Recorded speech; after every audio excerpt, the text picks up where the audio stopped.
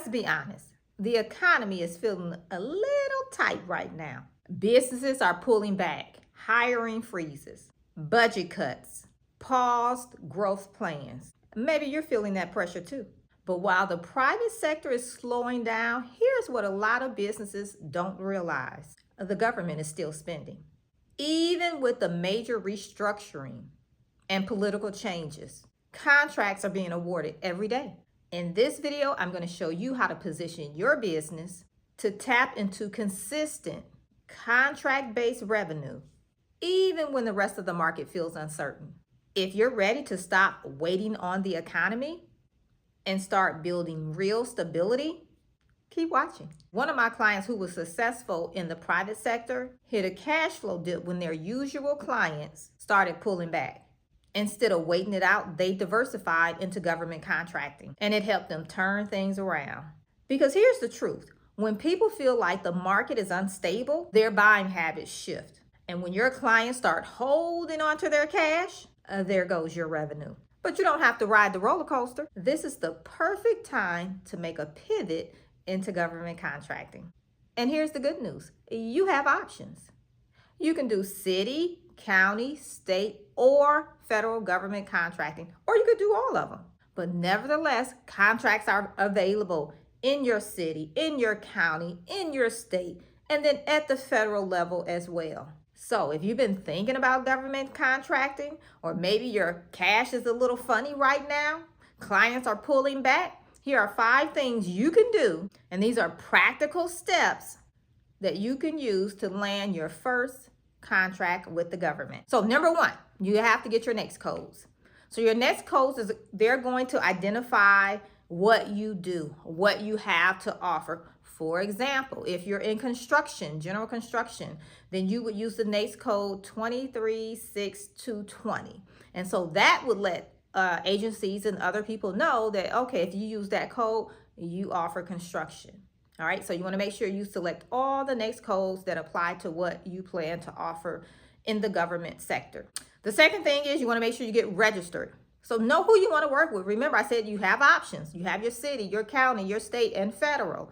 So if you want to work in multiple cities, you may have to register with each individual city if they're not combined and working together collectively. Same thing with your county. And then at the state level, if you want to do state contracts, you would register with your state. And then for federal, you have sam.gov. So what I'm telling you is, depending on your state, if you want to do local, then you just have to find, the website. You can go to your state website, find the state portal where you would register to do contracts with your state. If you're looking at city or county, then you would go to the city or county website and do the same thing. And then the third thing is you're going to apply for your certifications. Now, you need to know your size, right? At the federal level, they have size standards. Well, city, county, state as well, but they have size standards. So you want to make sure you're a small business. And if you're just starting out, more than likely you're a small business. So that's not a no-brainer, right? You're a small business. But if you're going to look at various certifications, you want to make sure you apply for all the certifications for which you qualify. They do give you advantages. They are not the starting point, but they are a point that you want to use in your strategy in winning contracts at the government level. So make sure you apply for all the certifications for which you qualify. Common certifications, your service-disabled vet, your woman-owned, your hub zone, your 8A. State level, you have your MBE, MWBE, DBE, and then your state hub. So those are some of the common, and then your SBE as well, So those are some common certifications that you can apply for. If you qualify for those, I would say do those. Most of them are either no cost to very low cost to get them, but they would more than pay for themselves if you use them in a opportunity that you're bidding that is set aside for one of those particular classifications. So get them all if you qualify for them. Now, if you're curious about what steps do I need to take, because there are steps that you need to take, and I like to think of government contracting and getting your company positioned to win. It's just like math. You do addition, and then you learn subtraction, and then from that you go to multiplication, and then division, right? Same thing in government contracting. You have to start at step 1 and then progress from there.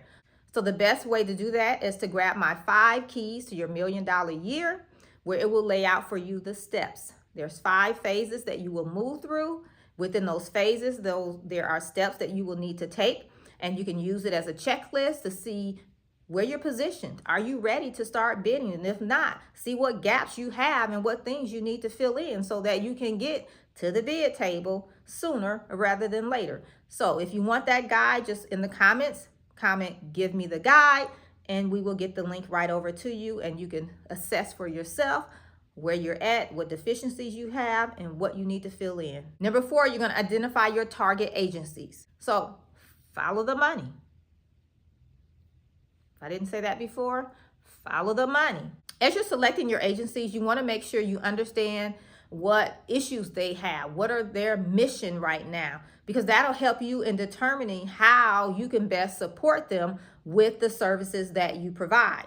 And so, you know their issues, you know their mission, provide them with solutions, and let them know how you can best help them in achieving their mission. And one of the tools you want to use for that is your capability statement. Like I like to say, that's your number 1 marketing tool when you're not around.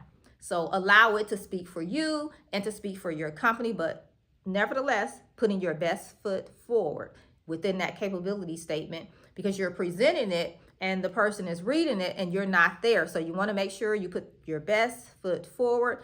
Make sure you have your capability statement highlighting all the things that it needs to highlight to, showcase your business in the best light. If that's something, you need help with as well, in my Bid to Win program, we can definitely help you with your capability statement. I even review those for my clients, just to put a second set of eyes on it, see what's missing, how I can help them make it better. Okay. Number 5, you want to build your team. Now, in order to build a team, you need to know how to maneuver and strategically put these things in place. So teaming arrangements, joint ventures, partnerships, and even subcontractor agreements. You need to know how to structure those. You need to know how to negotiate the deal.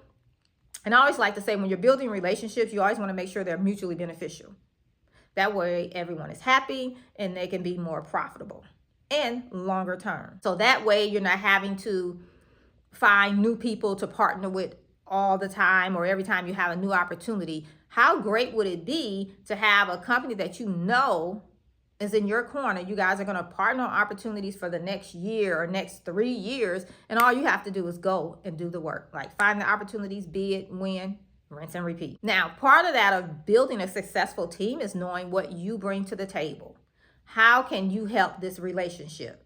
And then whoever you're seeking to build relationships with, or if they're approaching you, you want to understand what they bring to the table and how they will help you in accomplishing your goals. How will they help your company grow? If your goal is to get into multiple year contracts, how will they help you with that? Maybe it's they have people, resources. Maybe they have cash, because you have to float projects until they float themselves. We've talked about that. So what do they bring to the table where they can help you in growing your business and taking it to the next level where you want it to be, in a year from now, 3 years from now? And here's what I suggest. Date. Stop trying to get a relationship built and you guys jump straight into marriage. And you know what I mean by that. You know the difference between dating and marriage, right? Date, get to know the other company. Kind of do some things together, work on some projects together and see if it's a long-term relationship that you guys want to build and if it can be profitable for everybody before you jump into marriage where you're committed on contracts over the next few years or however you guys structure the deal. And I mean, that's something we do talk about in my Bid to Win program, because it's all about strategy and building those key relationships, but also making sure they're outrageously profitable. Once you have your team built, learn how to use the team effectively. How will it benefit you presenting that team on particular opportunities? So know what that looks like, and how you can best use your team and put the best foot forward for the team collectively. Number 6 is you're going to bid. So once you put everything together, it's time to start bidding on those opportunities. And here's where a lot of people get stuck. They will even put an opportunity together. True story. I have people come to me after the fact and they're like, okay, I really need your help because I just can't hit the button. Well, if they're not hitting the button, they feel they're deficient somewhere and they probably don't know what it is. So we have to first decipher where the deficiencies are. And I'm usually pretty keen on that. And I can see, where a person is struggling, what deficiencies they have, what gaps they have, and how we need to fill those. But I always like to say you can't see the picture when you're the frame. Think about it. Picture a frame. If you're the picture, you can't see the frame. So you always, need that person on the outside looking in, and they can always kind of guide you in that area if that is their area of expertise. But nevertheless, you have to get to the point to where you start bidding. One thing I know for certain, I guarantee you, if you never bid, you will never win. That's just the reality. So here's the thing. Most people get stuck on the pricing, writing proposals, and where to even find the right opportunities that's a good fit for their business and what they plan to provide. Here's the thing. You don't have to go at it alone. Some people just choose to, and they stay out there in struggle wonderland because they just can't piece it together when there is help out there. There's resources that can help you. Whether you decide to join my Bid to Win program or someone else's program, there are resources out there to help you guys get to the bid table. So if you're ready to take your business to the next level, take it from the private sector, move into government contracting, no matter whether you want to do city, county, state, or federal. And here's the thing. When we talk about pricing and writing proposals, it even works for you when you're looking at corporate contracts. So no matter where you're at, where you're submitting opportunities, if you have to actually respond to an RFP, then you need to know how to price and write a proposal. If you're, responding to RFQs, or, you're just submitting a bid with numbers, guess what? You still need to know how to price. So this opportunity within Bid to Win, it's a no-brainer. It will help you in, one, making sure you're pricing profitably, and two, help you with writing proposals. So if you're ready to take your business to the next level, book a call with me. I'll put the link down below, and you can book a bid prep call with me. Let's see where you're at, what deficiency you have, and how I can best help you in getting to the bid table.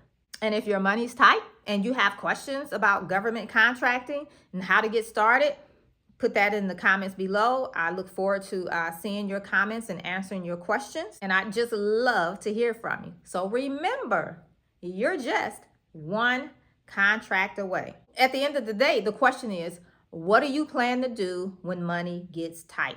Because I can guarantee you, at some place or space within your business journey, money will get tight. What are you going to do? That's the $1 million question. If you want help with that, book a call. All right? And remember, you're just one contract away. Bye for now.